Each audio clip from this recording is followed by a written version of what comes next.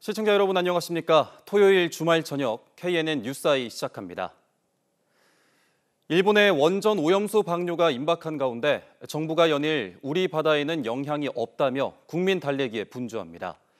이런 가운데 오늘 부산에서는 대규모 오염수 방류 반대 시위가 열렸는데요. 찬반 입장차에 수산업계만 울상입니다. 첫 소식 조진욱 기자입니다. 부산역 앞에 대규모 인파가 몰렸습니다. 손에는 하나같이 오염수 방류를 규탄하는 피켓을 들고 있습니다. 일본의 원전 오염수 방류가 초읽기에 들어가면서 부산 지역 시민사회단체를 중심으로 집단행동에 나선 겁니다. 이들은 부산 시민 10만여 명이 반대 서명을 통해 동참의 뜻을 밝혔다며 정부도 앞장서 방류를 막아야 한다고 주장했습니다. 일본은 지금이라도 전 인류 그리고 지구의 미래에 악영향을 미칠 수 있는 핵오염수 해양 투기를 하지 말아야 된다고 생각합니다.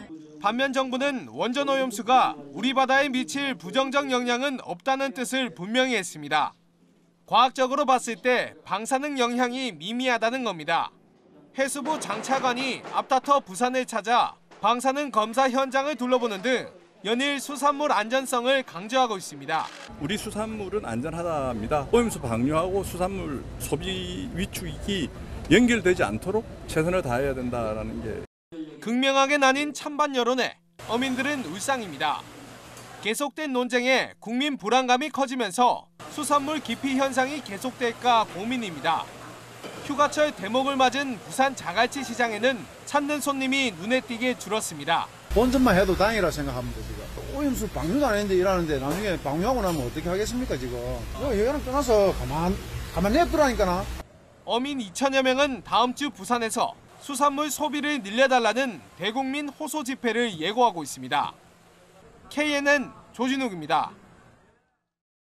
사회적 농업은 사회적 약자에게 돌봄과 교육, 일자리를 통해 사회 참여 기회를 제공하고 있습니다.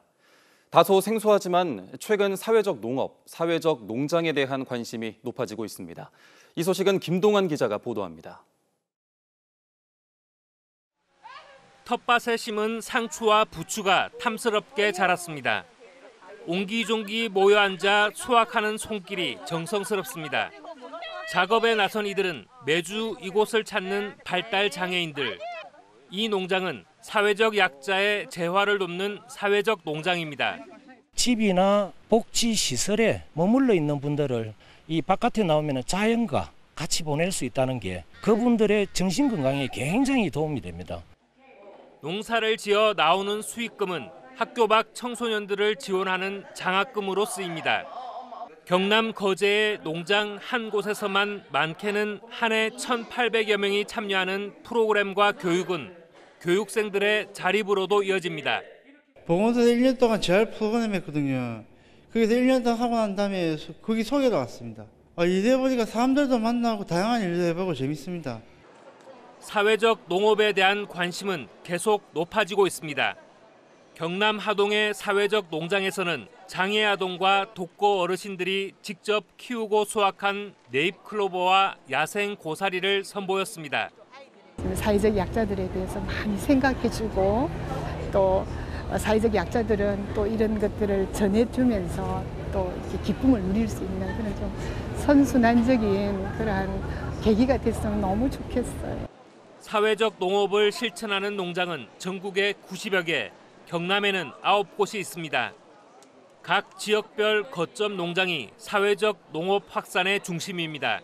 사회적 농업이 생소한 것이 아니고 사람들이 사회적 농업하면 라는 소리가 나올 수 있게 그렇게 홍보를 하고 싶은 게 제 목적이고 바람입니다. 농업을 통해 약자를 돕는 사회적 농장의 확산은 인구 감소와 고령화가 심각한 농촌 공동체에도 큰 도움이 될 전망입니다. KNN 김동환입니다. 정원 문화 확산과 정원에 대한 시민들의 관심을 높이기 위해 열리는 2023 진주 월화산 정원 박람회가 오늘 개막돼 본격 일정에 들어갔습니다. 이번 박람회에서는 정원 식물과 정원 물품을 전시 판매하는 전시관과 다육식물 심기, 재활용 화분 심기 등 체험 프로그램도 함께 진행됩니다. 이번 박람회는 진주시 진성면의 월화산 행사장 일원에서 오는 12일까지 개최됩니다. 좋은문화병원이 개원 45주년을 맞았습니다. 임직원 등 600여 명이 참석한 가운데 열린 개원 기념식에는 1978년부터 좋은문화병원에서 태어난 시민들도 참석해 개원 45주년의 의미를 더욱 뜻깊게 했습니다. 문화숙 병원장은 시민들의 사랑으로 병원이 성장했다며 더욱 좋은 의료 서비스를 제공하도록 노력하겠다고 밝혔습니다. 강병중 넥센그룹 회장이 세계 중소기업 학회 ICSB가 주관하는 글로벌 리더십 앤 엑설런스 어워드를 수상했습니다. 오늘 KNN 센텀 사옥에서 열린 시상식에서 세계 중소기업 학회는 강 회장의 장학금과 이웃돕기 실천 등 K기업가 정신을 높이 평가했습니다.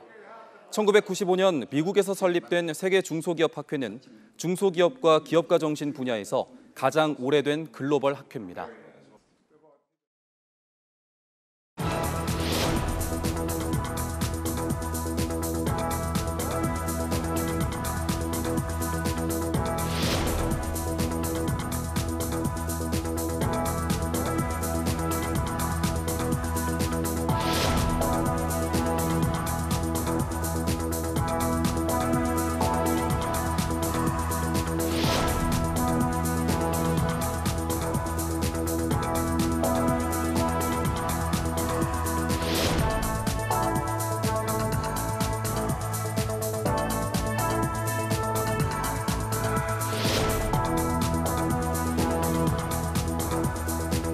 새 역사에 도전하는 여자 축구 대표팀에 응원을 보냈습니다.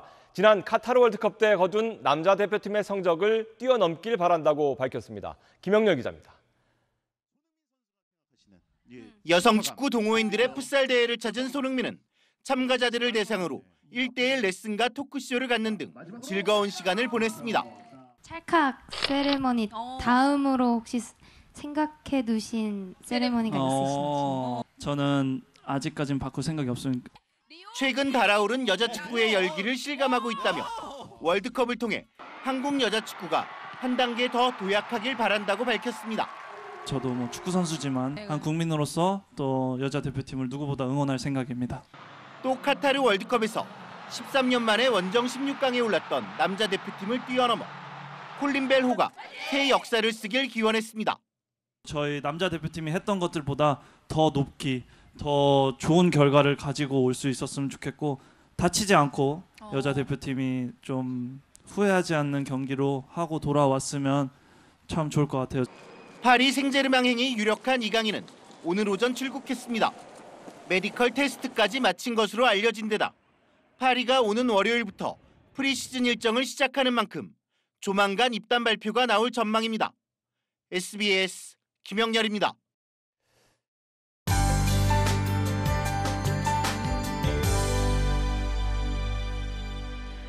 오늘 제법 많은 비를 뿌린 정체전선은 제주도 남쪽 해상으로 물러갔습니다. 휴일인 내일도 하늘 표정은 흐리겠고요. 오후에 경남 북서 내륙에는 기압골의 영향으로 비가 내리겠습니다. 양은 5에서 40mm가 예상되는데요. 이 대기가 불안정한 탓에 지역에 따라서 강수 편차가 다소 크겠습니다. 또 돌풍과 천둥 번개를 동반해서 강하게 쏟아지는 곳이 있겠습니다. 내일부터는 다시 푹푹 찌는 무더위가 고개를 들겠습니다. 오늘 오전 창원을 비롯한 경남 내륙 곳곳에는 폭염주의보가 내려졌는데요. 이 습도가 높아서 체감상 더 덥겠습니다. 내일은 중부지방을 중심으로 비가 내리면서 후텁지근하겠고요. 전국적으로 공기는 깨끗하겠습니다. 내일 아침 기온은 23도 안팎으로 오늘과 비슷하게 출발하겠습니다. 낮 기온은 진주와 사천이 30도, 합천과 거창은 32도로 덥겠습니다. 창원의 한낮 기온 30도, 거제는 28도, 밀양과 창녕은 32도를 보이겠고 부산은 27도, 김해는 30도, 양산은 31도로 평년보다 덥겠습니다. 내일까지 남해 동부 먼 해상에는 풍랑주의보가 이어지겠고요. 물결은 최고 3.5m까지 매우 높게 일겠습니다. 또 당분간 해안으로는 강한 너울성 파도에 주의하셔야겠습니다. 다음 주 정체전선은 주로 중부지방에 머무르겠고요.